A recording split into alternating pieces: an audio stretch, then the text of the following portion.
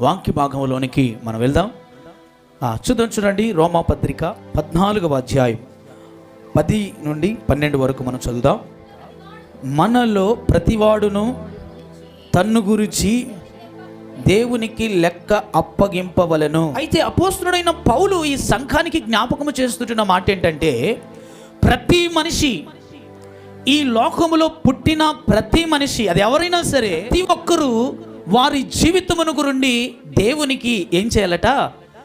లెక్క అప్ప చెప్పాలి. అయితే ఈరోజు మనము ఈ యొక్క చదవబడిన వాక్య భాగము నుండి మనం గమనించి, మనమేమి మన జీవితము నుండి లెక్క అప్పచెప్పాలి, ఎటువంటి లెక్కలు మనము దేవునికి ఒప్పచెప్పాలి, ఏ విధంగా వేటిని గురించి దేవుడు మనకు లెక్క అడుగుతాడు అనే విషయాలని ఈరోజు మనము జ్ఞాపకం చేసుకుందాం. ఈ మానవ జీవితంలో నీవు పుట్టినది మొదలుకొని సచ్చేంత వరకు నీ జీవితంలో ప్రతీదిని దేవుడు ఏం చేస్తాడో తెలుసా అమ్మా?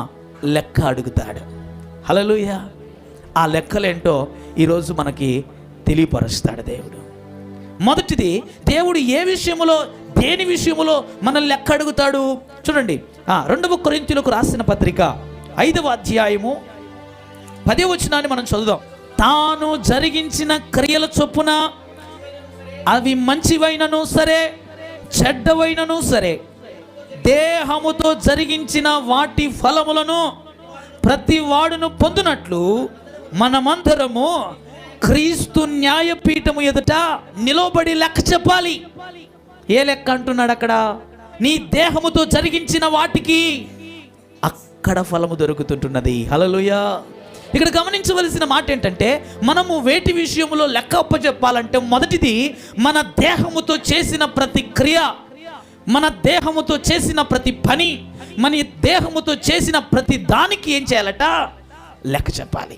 నీ దేహముతో నువ్వేం చేస్తుంటున్నావు, నీ శరీరముతో నీ జీవితంలో ఏ రీతిగా నడుచుకుంటున్నావు, నీ దేహముతో ఏ పనులు చేస్తుంటున్నావు, ఏ క్రియలు చేస్తుంటున్నావు అనే ప్రతి విషయాన్ని దేవుని ఎదుట నిలబడాలి మనము. హల్లెలూయా. నువ్వు ఎక్కడికి నడిచి వెళ్ళావో, నీ చేతులు ఏం చేశాయో, నీ ఆలోచనలు ఏం చేశాయో, నీ హృదయం ఏం ఆలోచిస్తుందో, నీ శరీరము దేన్ని కోరుకుంటుందో, నీ శరీరము ఎక్కడ ఉండాలని ఆశపడుతుందో దాని ప్రకారంగా చేస్తుంటున్న ప్రతిదీ నువ్వు ఒకరోజు ఎక్కడ లెక్క చెప్పాలి? హల్లెలూయా. అవి మంచివైనా చెడ్డవైనా నీవు చేసే ప్రతి దానిని, నీ దేహముతో చేస్తుంటున్న ప్రతి దానిని గురించి నువ్వేం చేయాలి? దేవునికి లెక్క చెప్పాలి. ఈ దేహముతో అనేకమైన వాటిని చేస్తుంటున్నావు, దేవునికి ఇష్టమైనటివి కాదు. ఏంటివి? దేవునికి విరుద్ధమైన వాటిని. దేవుడు నన్ను చూడట్లేదులే, ఏం చేసినా ఈ దేహంతో ఏం చేసినా ఎవరు చూడట్లేదులే, నా దేవుడు చూడట్లేదులే, ఇది నా దేహము, నా ఇష్టం, ఇది నా శరీరం, నా ఇష్టం వచ్చినట్టు నేను చేయొచ్చు, నేను ఇష్టం వచ్చినట్టు బ్రతకొచ్చు అని అనుకుంటే కుదరదండి. హల్లెలూయా. ఏం చేయాలి మనం? ఒకరోజు ఈ దేహమును గురించి లెక్కప్పు చెప్పాలి. ప్రభువా, ఈ దేహముతో ఒక పాడు పని చేశాను, ప్రభువా ఈ దేహముతో పనికిరాని పనులు చేశాను, ఈ దేహముతో పనికిరాని ఆలోచనలు ఆలోచించాను, ఈ దేహముతో పనికిరాని వాటిని సేవించాను అని ఒకరోజు మనం దేవుని ఎదుట ఏం చేయాలి? అమ్మా లెక్క చెప్పాలి. అమ్మా నీ శరీరమును గురించి, నీ దేహమును గురించి నీవు దేవునికి లెక్క చెప్పాలి. అదే అంటున్నాడు ఇక్కడ అపోస్తలుడైన పౌలు. తాను జరిగించిన క్రియలను చొప్పున అవి మంచివైనను చెడ్డవైనను సరే దేహముతో జరిగించిన వాటి ఫలమును ప్రతివాడును పొందునట్లు ఎక్కడ నిలబడాలట? దేవుడు అడిగే స్థలములో, ఆ న్యాయపీఠము ఎదుట నిలబడాలి. అసలు ఏం చేస్తుంటున్నావు నీ శరీరముతో? దేవునిని మహిమపరుస్తుంటున్నావా? దేవుణ్ణి దుఃఖపరుస్తుంటున్నావా? నీ శరీరముతో నువ్వేం చేస్తుంటున్నావు? దేవునికి ఇష్టమైన వాటిని అలవాటుగా చేసుకుంటున్నావా? దేవునికి ఇష్టం లేని వాటిని అలవాటుగా చేసుకుంటున్నావా? హల్లెలూయా. కదండి, గమనించాలి. మన శరీరమును బట్టి, మన దేహమును బట్టి ఒకరోజు దేవుడు లెక్క అడుగుతాడు. అసలు ఏం చేస్తుంటున్నావు దేహంతో, నీ శరీరముతో ఏం చేస్తుంటున్నావు? దేవుడు అంటున్నాడు, ఒకరోజు నాకు లెక్క చెప్పాలి. నువ్వు నీకు ఇచ్చిన ఈ శరీరము, నేను ఇచ్చిన ఈ శరీరము, నేను ఇచ్చిన ఈ బ్రతుకులో ఈ శరీరముతో నువ్వు ఏం చేసావు? మంచి చేసావా, చెడు చేసావా? మంచి చేసినా నీకు మంచి ఫలములు ఉన్నాయి, చెడు చేసినా నీకు తగిన ఫలము నీకు ఇవ్వడానికి నేను అడుగుతుంటున్నాను లెక్క. ప్రభువా ఇలాంటి పనికిరాని పనులు నా దేహంతో చేశానని చెప్తావా? ఇలాంటి పనికిరాని ఆలోచనలు ఆలోచిస్తుంటున్నాను ప్రభువా, పనికిరానివన్నీ నా హృదయంలో ఉన్నాయి ప్రభువా. గమనించాలి. దేవుడు అంటున్నాడు, నువ్వు చేసే ప్రతి దానికి ఏం చేయాలి? కవిత, ఏం చేయాలి?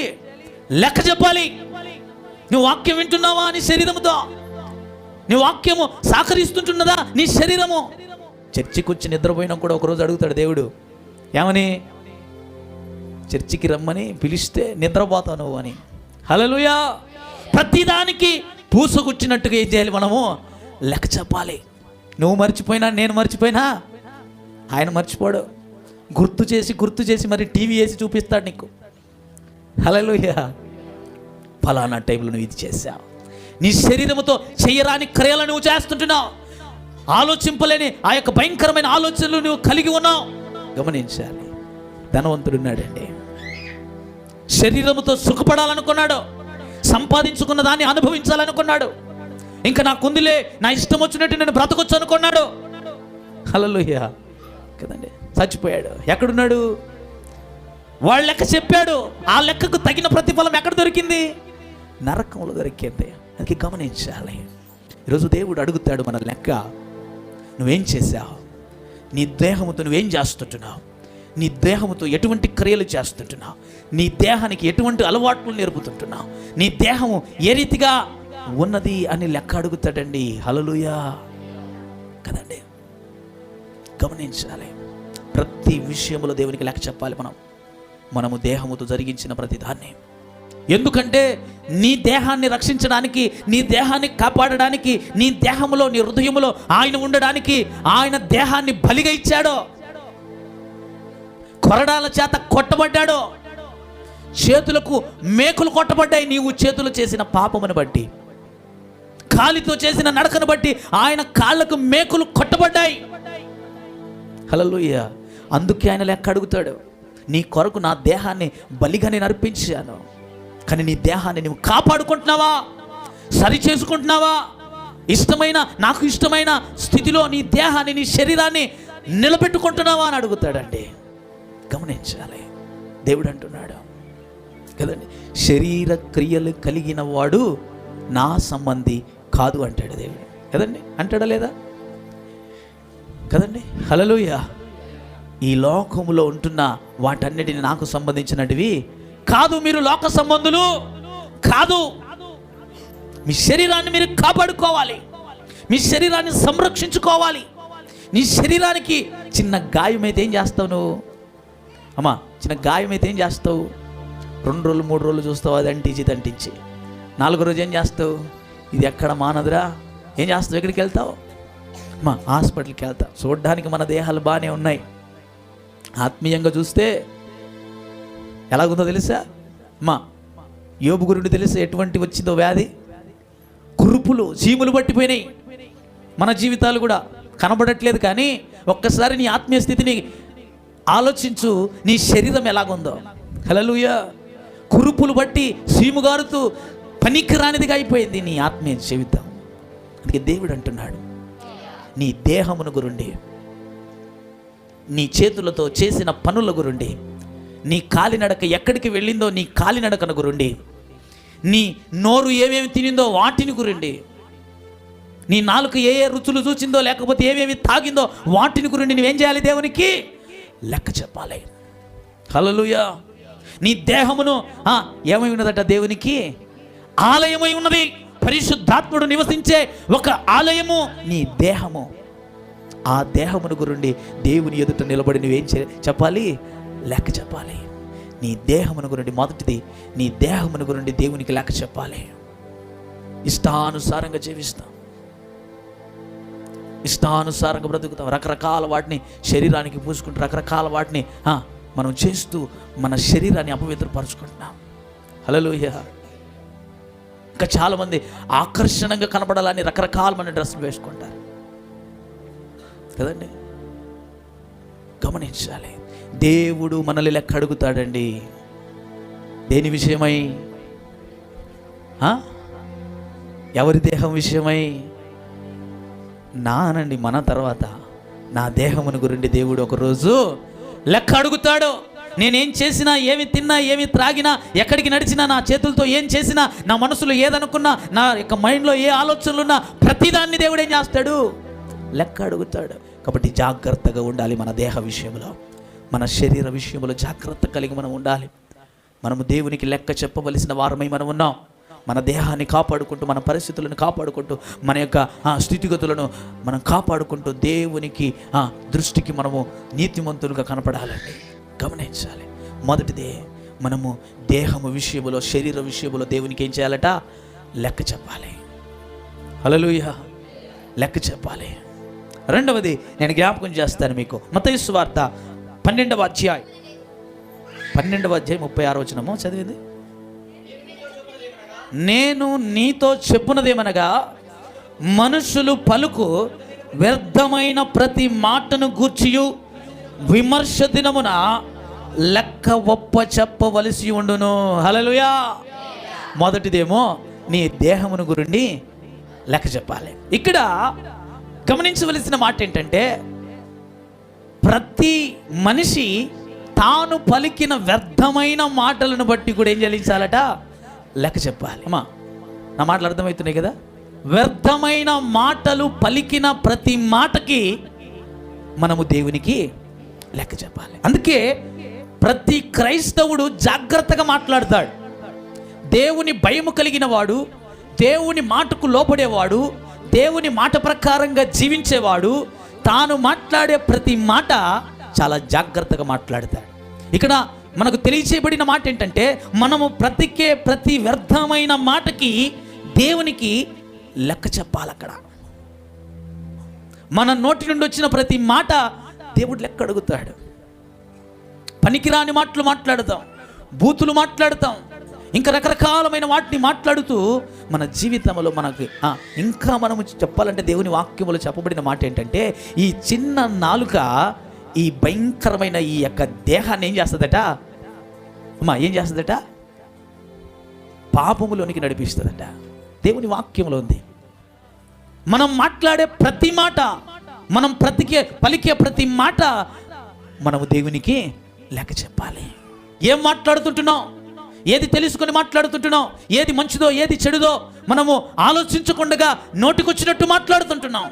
కానీ ప్రతి మాటను బట్టి మనము దేవునికి ఏం చేయాలట? లెక్క చెప్పాలి. అందుకే దేవుని వాక్యం సెలవిస్తుంది, నీ నోరుని కాచుకోనంటుంది. నీ నాలుకను కాచుకో, నువ్వు ఏం మాట్లాడుతుంటున్నావో గ్రహించి మాట్లాడు అని దేవుని వాక్యం సెలవిస్తుంది. హల్లెలూయా. అందుకే ఇక్కడ గమనించవలసిన మాట ఏంటంటే, దేవుడు ఒకరోజు మనల్ని లెక్క అడుగుతుంటున్నాడు. ఆ లెక్క ఏంటంటే, నీ నోటి నుండి వచ్చిన వ్యర్థమైన ప్రతి మాటను బట్టి దేవునికి లెక్క చెప్పాలి. రక్షింపబడిన దినము మనము ఆజ్ఞ చేస్తాం. అయ్యా, ఈ కొరకే నేను జీవిస్తాను, నీ కొరకే బ్రతుకుతాం, ఇంకా నా బ్రతుకును మార్చుకుని నన్ను నేను పరిశుద్ధపరుచుకుని నేను జీవిస్తాను అని ప్రమాణం చేసాం. కానీ మనం అనేక రీతిలుగా మన నోటి చేత మనం ఏం చేస్తుంటున్నాము? పాపము చేస్తుంటున్నాం. నోటి చేత పాపం చేస్తుంటున్నాం. దేవునికి ఇష్టం లేని మాటలు పలుకుతుంటున్నాం. దేవునికి ఇష్టం లేని మాటలు ఎన్నో మన నోటి నుండి పలుకుతూ ఆ యొక్క తీర్పులో నిలబడే స్థితిలోనికి మనం నడిచిపోతుంటున్నాం. హల్లెలూయా. అందుకే ఈరోజు మన జ్ఞాపకం చేస్తుంటున్నాడు, నువ్వు మాట్లాడే ప్రతి వ్యర్థమైన మాటకి ఒకరోజు నాకు లెక్క చెప్పాలి. నిన్ను మార్చింది ఎందుకు? నిన్ను సరిచేసింది ఎందుకు? నిన్ను బాగు చేసింది ఎందుకు? నా యొక్క శరీరమును పెట్టి, నా రక్తమును పెట్టి, నా ప్రాణమును పెట్టి నేను ఎందుకు సరిచేశాను? నువ్వు జాగ్రత్తగా మాట్లాడమనే కదా. అబద్ధాలు మాట్లాడతావు, బూతులు మాట్లాడతావు, ఇంకా చెప్పకూడదు, ఇంకా రకరకాలమైన వ్యర్థమైన మాటలు మాట్లాడతావు. కాబట్టి గమనించాలి, పలికే ప్రతి మాటకు దేవునికి మనం ఏం చేయాలి? లెక్క చెప్పాలి. జాగ్రత్త. దేవుడు వస్తుంటున్నాడు, ఆయన లెక్క అడుగుతాడు, ఖచ్చితంగా లెక్క చెప్పాలి. అందుకే మన నోరుని జాగ్రత్తగా కాపాడుకోవాలి, మన నాలుకను జాగ్రత్తగా కాపాడుకోవాలి. మన యొక్క నాలుకను, మన నోటిలో ఉండొచ్చిన ప్రతి మాట జాగ్రత్త కలిగిన మాటగా వచ్చే స్థితిలో మనం ఉండాలండి. గమనించాలి. క్రైస్తవుడు అన్నవాడు ఎదుటివాడు తిట్టినా మరుమాట తిట్టడు. హల్లెలూయా కదండి. ఏమంటాడు తెలుస్తా? నిజమైన క్రైస్తవుడు తిట్టినప్పటికీ కూడా దేవుడు నిన్ను క్షమించును గాక కదండి అంటాం మనం. హల్లెలూయా. ఈ ఎవరు నన్ను అన్నికి అంత మాట అంటావునా? నేను ఏ రోజున అన్నావా? ఏమని? దేవుడు నిన్ను క్షమించును గాక. మనసులో పెట్టుకొని సమయాన్ని చూస్తూ సమయానికి అనడానికి చూస్తాం. కానీ దేవుడు అంటున్నాడు ఇక్కడ, నువ్వు పలికే ప్రతి మాట, వ్యర్థమైన ప్రతి మాటకి నువ్వు లెక్క చెప్పాలి. నువ్వు మర్చిపోకు, జాగ్రత్త. ఊరికైనా నిన్ను కాపాడింది, ఊరికైనా నీ కొరకు ప్రాణం పెట్టింది, ఊరికైనా నా రక్తమును కార్చింది, నా ప్రాణం పెట్టింది. నువ్వు లెక్క చెప్పాలి ఈరోజు నాకు అంటాడు దేవుడు. హల్లెలూయా. లెక్క చెప్పాలి, గమనించాలి. మనం పలికే ప్రతి మాట నిమిత్తమై దేవునికి లెక్క చెప్ప వారవలసిన వారమై మనం గ్రహించగలిగిన స్థితిలో మనం ఉండాలండి. హల్లెలూయా కదండి. రెండవది ఏంటట, మనం పలికే వ్యర్థమైన ప్రతి మాటకి లెక్క చెప్పాలి. అందుకే ఇక నుండి మనం ఎలా మాట్లాడాలి? జాగ్రత్తగా మాట్లాడాలి. నేను మాట్లాడే మాటలో అర్థం ఉందా? నా మాట్లాడే మాటలో పరమార్థం ఉందా? నేను మాట్లాడే మాట దేవునికి ఇష్టమో కాదో, దేవునికి ఇష్టమో కాదో అని మనం మాట్లాడే ప్రతి మాటను బట్టి జాగ్రత్త పడి దేవుని సముఖంలో మనం నిలబడాలండి. హల్లెలూయా. మూడోది నేను చూపిస్తాను చూడండి. అదే మత్తయి సువార్త 25వ అధ్యాయం 19వ వచనం. ఈ సందర్భాన్ని మనం గమనించినప్పుడు ఒక యజమానుడు, 3 దాసులు మనకు కనపడతారు. ఈ 3 దాసులకి ఆ యజమానుడు కొన్ని తలాంతులు ఇచ్చి వెళ్ళాడు. 5, 2, 1. ఇక్కడ గమనించవలసిన మాట ఏంటంటే, మనకిచ్చిన తలాంతులను బట్టి దేవుడు ఏం చేస్తాడు? లెక్క అడుగుతాడు. ఇక్కడ ఒకనికేమో 5 ఇచ్చాడు, వాడు ఆ 5తో సంపాదించి మరొక 5నిచ్చి దేవుని సంతోషపెట్టాడు. ఇంకొకడేమో 2 ఇస్తే దానికి బదులుగా ఇంకో 2 సంపాదించి ఆ యజమానిని సంతోషపెట్టాడు. ఇంకొకడు ఉన్నాడు సోమరి, ఇచ్చిన తలాంతుని వాడుకోకుండా, ఇచ్చిన తలాంతుని ఉపయోగించుకోకుండా దాన్ని ఎక్కడ దాచిపెట్టాడట? హల్లెలూయా. ఎక్కడ దాచిపెట్టాడట? వాడిని చూసి ఏమంటున్నాడు? రే సోమరి, నీ ఇచ్చిన తలాంతుని వాడుకోకుండా, నీకు ఇచ్చిన తలాంతుని ఉపయోగించుకోకుండా, నీకు ఇచ్చిన తలాంతుని నీవు పెంపొందించుకోకుండా నీకిచ్చినది వేరే వాళ్ళకి ఇచ్చింటే బాగుండురు నాయనా అంటాడు. ఇక్కడ మనం గమనించవలసిన మాట ఏంటంటే, దేవుడు మనకిచ్చిన తలాంతులను బట్టి కూడా మనల్ని ఏం చేస్తాడు? లెక్క అడుగుతాడు. తలాంతులు అనగా మనకు కొన్ని రకాలమైన వరములను దేవుడు ఇస్తాడు. ఒకరికేమో ఆరాధించే వరం, ఒకరికేమో ప్రార్థించే వరం, ఒకరికేమో పాడే వరం, ఒకరికేమో వాక్యము చదివే వరం, ఒకరికేమో వాక్యము చెప్పే వరం, ఒకరికేమో దేవుని పరిచర్యలో, దేవుని సన్నిధిలో వాడబడే వరము.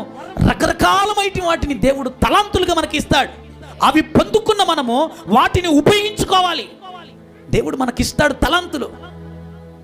పాట పాడే వరం ఉన్నప్పటికీ కూడా కొంతమంది దాన్ని ఉపయోగించుకోరు. ఆరాధన చేసే వరము కలిగి ఉన్నప్పటికీ కూడా దాన్ని ఉపయోగించుకోరు, నిర్లక్ష్యం చేస్తారు. కొంతమంది వాక్యము చెప్పడానికి వచ్చినప్పటికీ కూడా, ఆ వరము కలిగి ఉన్న వారిప్పటికీ కూడా ఏం చేయరటండి? వాక్యాన్ని బోధించని పరిస్థితుల్లో. కొందరికి స్వస్థత వరమునిస్తాడు, వాటిని ఉపయోగించుకోరు. ఉపయోగించుకోని వారిని దేవుడు ఏం చేస్తాడు తెలుసా? సోమరి అంటాడు. హల్లెలూయా. నీకెందుకు ఇచ్చానో అని తాను బాధపడి, వానికనే ఇచ్చింటే వాడైనా బాగుపడేవాడు, ఇంకా దాన్ని సంపాదించుకునేవాడు, ఇంకెక్కువ చేసుకునేవాడు అంటాడు. హల్లెలూయా. అయితే దేవుడు ప్రతి ఒక్కరికి ఏదో ఒక తలాంతిని ఇస్తాడు. అడిగితే ఇవ్వడండి, దేవుడు ఇస్తాడు. మనకు అవసరం లేదు అటువంటి తలాంతులు. ఏం కావాలి? పని ఉంటే చాలు, డబ్బులు ఉంటే చాలు, కుటుంబం ఉంటే చాలు, ఇంకా బండి ఉంటే చాలు, కారు ఉంటే చాలు, ఇల్లు ఉంటే చాలు. దేవుడు నీకు ఇచ్చిన ఆ వరములను బట్టి కూడా దేవుడు లెక్క అడుగుతాడండి. ప్రతి ఒక్కరికి ఏదో ఒక వరం ఇస్తాడు దేవుడు ఖచ్చితంగా. ఆ వరాన్ని ఉపయోగించుకోవాలి, దేవుని సన్నిధిలో వాడబడాలి కదండి. కొంతమందికి వాయిద్యాలు వాయించే వరములు ఇచ్చింటాడు దేవుడు. రకరకాల వరములను, తలాంతులు దేవుడు మనకి, దాన్ని ఉపయోగించుకోవాలి దేవుని సన్నిధిలో. కొంతమంది అనుకుంటున్నారు నాకెందుకులే అని అనుకుంటారు. కొంతమంది అనుకుంటారు పాస్టర్ నాకు చెప్పలేదు అనుకుంటాడు. కొంతమంది అనుకుంటున్నారు నాకు ఇవ్వలేదు పాట అనుకుంటారు. కొంతమంది అనుకుంటారు నాకు అవకాశం లేదు అని అనుకుంటారు. దేవుడు ఇచ్చిన తలాంతులను బట్టి కూడా దేవుడు లెక్క అడుగుతాడండి. నీకు ఈ వరం ఇచ్చాను, దీన్ని దేనికి ఉపయోగించాను? నీకు ఒక వరం ఇచ్చాను, దాన్ని దేనికి వాడుతుంటున్నావు అని అడుగుతాడు. 5 తలాంతులు పొందుకున్న వారి వలె నీవు లెక్క చెప్పాలి. ఎలా చెప్పాలట? ప్రభువా, నీవిచ్చిన ఈ 5 తలాంతులను బట్టి నేను ఇంకా 5 తలాంతులని సంపాదించాను అని లెక్క చెప్పాలి నువ్వు. ఆ సోమరులాగా ఇచ్చిన తలాంతుని భూమిలో పాతి పెట్టేసి, ఇచ్చిన భక్తి జీవితాన్ని మళ్ళీ భూమిలో పాతి పెట్టేసి, ఇచ్చిన రక్షణని మళ్ళీ భూమిలో దాచిపెట్టేసి, ఇచ్చిన ఆత్మీయ జీవితాన్ని భూమిలో దాచిపెట్టేసి ఏమంటున్నాడు? అనవసరంగా ఇచ్చాను నీకు రక్షణ అంటాడు. ఏమంటాడు? అనవసరంగా ఇచ్చాను నీకు రక్షణ, అనవసరంగా నేను పిలుచుకున్నాను, అనవసరంగా నీ కొరకు నేను ప్రాణం పెట్టాను, ఏ ఉపయోగం లేదు. గమనించాలి, నీకిచ్చిన తలాంతులను దేవుడు ఏం చేస్తాడటండి, లెక్క అడుగుతాడు. నీకిచ్చిన వరములను బట్టి ఆ వరములతో నువ్వు ఏం చేసావని దేవుడు లెక్క అడుగుతాడు. దేవుడు వరాలు ఇచ్చే దేవుడు, తలాంతులను ఇచ్చే దేవుడు. ప్రతి ఒక్కరిలో ఏదో ఒక తలాంతు. గమనించాలి, దేవుని సన్నిధిలో దేవుని కొరకు వాడబడే వారుగా, తలాంతులు కలిగిన వారుగా, వరములు కలిగిన వారుగా దేవుని సన్నిధిలో ఉండాలి. వాటిని బట్టి దేవునికి సంతోషంగా లెక్క చెప్పాలి. ఒకసారి గమనించండి, ఆ 5 తలాంతులు పొందుకున్నవాడు తిరిగి 5 తలాంతులు సంపాదించుకొని ఆ యజమాని దగ్గర నిలబడినప్పుడు వాడిలో ఎంత సంతోషం ఉంటుందో ఒకసారి ఆలోచించండి. ఆ దాసుని, ఆ యొక్క పనివాడిని 5 తలాంతుల కంటే ఎక్కువగా సంపాదించవని ఆ యజమానుడు పొగుడుతుంటే ఎలాగుంటుంది? అందుకే గమనించాలి, మనకున్న తలాంతులను బట్టి, మనకున్న వరములను బట్టి ఒకరోజు దేవుడు లెక్క అడుగుతాడు. మనకి ఏ వరం ఉందో దాన్ని తెలుసుకుని దాన్ని మనం మన జీవితంలో వాడుకుంటే గొప్పగా దేవుడు ఆశీర్వదిస్తాడండి. హల్లెలూయా. ఏదైతే తలంతుందో నీ జీవితంలో దేవుడు ఏదైతే నీకు ఇచ్చాడో దాన్ని వాడుకునడం ద్వారా నీ జీవితము ఆశీర్వాదకరంగా మార్చబడుతుంది. 4వది మనం గమనించినప్పుడు చూడండి, ఇప్పుడు చదువుకున్న వాక్య భాగం రోమపత్రిక 14:12 మరొకసారి మనం చదివినప్పుడు, మనలో ప్రతివాడు తన్ను గూర్చి, నా గురించి అనండి, నా వ్యక్తిగత జీవితమును గురించి దేవుడు ఏం చేస్తాడు, లెక్క అడుగుతాడు. 4వది, నీ వ్యక్తిగత జీవితాన్ని, ఎవ్వరూ నిన్ను చూడని జీవితాన్ని, దానిని గురించి దేవుడు నిన్నేం చేస్తాడు, లెక్క అడుగుతాడమ్మా. అక్కడ అంటున్న మాట అదే, మనలో ప్రతివాడు, ఇతరుల గురించి కాదు, ఎవరి గురించి, నిన్ను గురించి దేవుడు లెక్క అడుగుతాడు. నీ వ్యక్తిగత జీవితమును బట్టి దేవుడు లెక్క అడుగుతాడు. నీ వ్యక్తిగత జీవితంలో నువ్వు ఏ రీతిగా జీవిస్తుంటున్నావో, ఎవరు నిన్ను చూడట్లేదు, నేను ఏం చేసినా నడుస్తుందని నా వ్యక్తిగత జీవితంలో నువ్వు అట్లా అనుకుని నువ్వు జీవిస్తుంటున్నావో, ఆ జీవితమును గురించి నువ్వు ఏం చేయాలి, లెక్క చెప్పాలి. బయటికి మాత్రం పరిశుద్ధుడిగా కనబడతావు, బయటికి మాత్రం ప్రార్థనాపరుడుగా కనబడతావు, బయటికి మాత్రము పాటలు పాడేవారిగా కనబడతాం, బయటికి మాత్రం ఏదో ఎంతో భక్తి కలిగిన వారిగా కనబడతాం. కానీ నీ లోపల ఏదుందో నీకు తెలుసు కదండి. హల్లెలూయా. నాకు తెలియకపోవచ్చు, నీ లోపల ఏముందో నీకు తెలుసు. ఆ జీవితమును గురించి నువ్వేం చేయాలి, దేవునికి లెక్క చెప్పాలి. బయటికి పరిశుద్ధంగా కనపడి లోపల నువ్వు పాపకి జీవితాన్ని జీవిస్తే నన్ను ఎవరు చూడట్లేదులే, నన్ను పరిశుద్ధుడు అనుకుంటున్నారులే అని అనుకుండొచ్చు. నీ లోపలున్న జీవితమును గురించి దేవునికి ఏం చేయాలి, నువ్వేం చేస్తుంటున్నావు, నువ్వు ఎక్కడ ఉంటున్నావు, ఏం మాట్లాడుతుంటున్నావు, ఎవరితో మాట్లాడుతుంటున్నావు, ఎవరికి మెసేజ్ చేస్తుంటున్నావు, ఏ రీతిగా బ్రతుకుతుంటున్నావు, ఏ రీతిగా ఎవరికి తెలియని జీవితాన్ని నువ్వు జీవిస్తుంటున్నావో ఆ జీవితము దేవుడు ఒకరోజు లెక్క అడుగుతాడు. ఎవరు చూడట్లేదు అనుకుంటాం మనం, ఎవరు మనల్ని చూడట్లేదులే, ఎవరు నా గురించి ఆలోచిస్తారులే, నా జీవితం నా ఇష్టం వచ్చినట్టు బ్రతకొచ్చులే అని అనుకుంటొచ్చు నువ్వు. హల్లెలూయా. అందుకే దేవుడు అంటున్న మాట 4వది, నిన్ను ఏ విషయంలో లెక్క అడుగుతాడు దేవుడు, నీ వ్యక్తిగత జీవితమును గురించి లెక్క అడుగుతాడు. హల్లెలూయా. నీ వ్యక్తిగత జీవితం ఏ రీతిగా ఉంది, మాదిరికరంగా ఉందా, లేకపోతే నిన్ను చూసుకుని నేర్చుకునే స్థితిలో ఉందా, లేకపోతే నిన్ను చూసి పాడైపోయే స్థితిలో ఉందా నీ వ్యక్తిగత జీవితం కదండి. ఆదివారం అందరు పరిశుద్ధులే, ఆదివారం అయిపోతే పరిశుద్ధులుగా కనపడతాం. అసలైన పరిశుద్ధత లోపల ఉంటుంది. హల్లెలూయా. బయటికి ఒక మాట, లోపల ఇంకొక మాట. అందుకే గమనించాలి, దేవుడు మన వ్యక్తిగత జీవితమును బట్టి ఏం చేస్తాడమ్మా, లెక్క అడుగుతాడు. నువ్వేం చేస్తుంటున్నావు, ఏం ఆలోచిస్తుంటున్నావు, ఎవరి కనపడని చీకటి జీవితాన్ని జీవిస్తుంటున్నావా దేవుడు చూస్తుంటున్నాడు. దానిని బట్టి నేనేం చేస్తాడు దేవుడు, అమ్మా లెక్క అడుగుతాడు, లెక్క అడుగుతాడు. అందుకే సొలొమోను జ్ఞానవంతుడు ఏమని రాస్తాడో తెలుసా? ప్రసంగి గ్రంథంలో చదవండి, ఆ మాట చెప్పి నేను ముగిస్తాను. ప్రసంగి గ్రంథము 11వ అధ్యాయము 9వ వచనాన్ని చదువుదాం. నీ యవ్వనమందు సంతోషపడు, నీ హృదయాన్ని సంతుష్టిగా ఉండనిమ్ము, నీ కోరిక చొప్పునను నీ దృష్టి యొక్క ఇష్టము చొప్పునను ప్రవర్తించుము. అయితే అమ్మా జాగ్రత్తగా విను, అయితే వీటన్నిటిని బట్టి దేవుడు నిన్ను తీర్పులోనికి తెచ్చునని లెక్క అడుగుతాడని, ఆ లెక్కని ఒప్పజెప్పాలని జ్ఞాపకం ఉంచుకో అంటాడు. హల్లెలూయా. తిరుగు, నీ ఇష్టం వచ్చినట్టు తిరుగు, నీ ఇష్టం వచ్చినట్టు నువ్వు మాట్లాడు, నీ ఇష్టం వచ్చినట్టు బ్రతుకు, నీ హృదయము నీ శరీరం ఏదైతే కోరుకుంటుందో దాన్ని నువ్వు పొందుకొని సంతోషించు. కానీ ఒకరోజు నీవు దేవునికి ఏం చేయాలి? నీ వ్యక్తిగత జీవితమును బట్టి లెక్క చెప్పాలి. అక్కడ కొంతమంది అనుకుంటారు, నా శరీరం ఇది, నా బ్రతుకు ఇది, నాకు నచ్చినట్టుగా నేను జీవిస్తాను, నేను ఏం తింటా ఏమి, ఏం తాగుతేమి, ఏమి ఎట్లా నడుచుకుంటేమి, ఇది నా బ్రతుకు, నన్ను ఎవడు అడుగుతాడు అని అంటారు. నా ఇష్టం, నా ఇష్టం. నీ ఇష్టం ఏమి లేదు ఇక్కడ, ఏమి లేదు ఇక్కడ. అంత ఎవరి ఇష్ట ప్రకారంగా జరగాలి?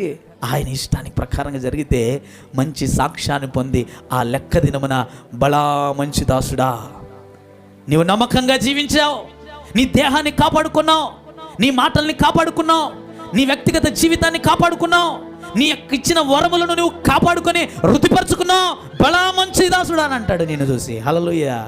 అలా అంటాడా ఇప్పుడు వస్తే దేవుడు మనల్ని? అంటాడమ్మా? మన శరీరము సరిగ్గా లేదు, మన మాట సరిగ్గా లేదు, మనకిచ్చిన తలాంతులు సరిగ్గా ఉపయోగించుకోలేదు, మనకున్న ఆ యొక్క వ్యక్తిగత జీవితము సాక్ష్యము కలిగిన జీవితముగా లేదు. అందుకే మనం చెప్పలేము. అందుకే దేవుడు ఈరోజు నీవు నేను మార్చుకోవాలని దేవుడు మాట్లాడుతున్నాడు. అమ్మా, ఈరోజు నీవు నేను మార్చుకోవడానికి దేవుడు మాట్లాడుతున్నాడు. అందుకే ప్రకటన గ్రంథంలో 22వ అధ్యాయము 12వ వచనం మనం చూసినప్పుడు, ఇదిగో త్వరగా వచ్చుచున్నాను, వాని వాని క్రియల చొప్పున. చదవండి ఒకసారి. ఇదిగో అమ్మా, యేసయ్య త్వరగా వస్తున్నాడు. తల్లి అమ్మ ఈనండి, ఇక్కడ నా వైపు చూడండి, నా వైపు చూడండి, నా వైపు చూడండి, నా వైపు చూడండి. చదువు బాబు. వాని వాని, ఎవడెవడో కాదు, నీవే. హల్లెలూయా. నీ క్రియల చొప్పున ప్రతి వానికి ఆ ప్రతిఫలం ఇయ్యడానికి నేను సిద్ధపరిచిన ఫలము, నేను సిద్ధపరిచిన జీతము, నేను సిద్ధపరిచిన శిక్ష నా యొద్ద ఉంది. గమనించాలి. నీ దేహమును బట్టి జరిగించిన ఆ లెక్కకి ఏ ఫలం వస్తుంది? అమ్మా అయిపోయింది, ముగిచ్చేస్తున్నా. నీ దేహమును బట్టి జరిగించిన క్రియలను బట్టి దేవుడు ఏ ప్రతిఫలం ఇస్తుంటున్నాడు నీకు? నీ మాటను బట్టి, వ్యర్థమైన మాటను బట్టి లెక్క చెప్పడానికి నువ్వు నిలబడ్డావు, ఆ మాటను బట్టి నీకే ఫలం వస్తుంది? నీకిచ్చిన తలాంతులు నీవు ఉపయోగించుకుంటూ, లేకపోతే ఉపయోగించుకునకుండా ఉంటే దానికి రావాల్సిన ప్రతిఫలం నీకేమొస్తుంది? నీ వ్యక్తిగత జీవితాన్ని కాపాడుకోకుండా ఉంటే ఏ ఫలం వస్తుంది నీకు? ఒక ఆయనకు వచ్చింది. ఎవరికి? ధనవంతుడికి. ఏ ఫలం వచ్చింది ఆయనకి? తన దేహాన్ని కాపాడుకోలేకపోయాడు, తన మాటని కాపాడుకోలేకపోయాడు, తనకిచ్చిన తలంతులు ఉపయోగించుకోలేకపోయాడు, తన వ్యక్తిగత జీవితాన్ని కాపాడుకోక నిర్లక్ష్యము చేశాడు. అందును బట్టి తనకి దొరికిన ఫలం మీద ఎక్కడుంది? ఎక్కడున్నాడు? జాగ్రత్త, జాగ్రత్త. దేవుడు త్వరగా వస్తుంటున్నాడు. ఎవని క్రియల చొప్పున వానికి ప్రతిఫలం ఇవ్వడానికి వస్తుంటున్నాడు.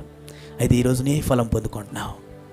అమ్మా, నీ హృదయాన్ని, నీ శరీరాన్ని కాపాడుకొనడానికి దేవుడు నీ హృదయంలో నిలబడాలనుకుంటున్నాడు. పరిశుద్ధాత్ముడు నీ యొక్క శరీరము లేకపోతే నీ హృదయములో ఉంటే ఆ పరిశుద్ధాత్ముడు ఏం చేస్తాడు? మనల్ని సర్వసత్యములోనికి, నీ దేహాన్ని సర్వసత్యములోనికి, నీ దేహాన్ని మంచి నడకలోనికి నడిపిస్తాడు. అందుకే నీ హృదయము దేవునికి స్థానంగా ఉండాలి.